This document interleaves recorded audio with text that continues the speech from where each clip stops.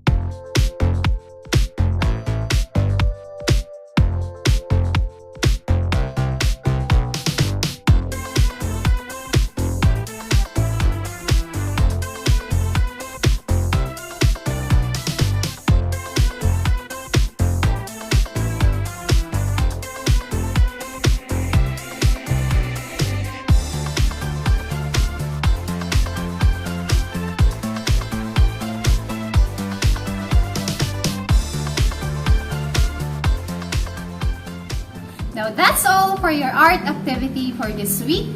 I hope you enjoyed doing your artwork.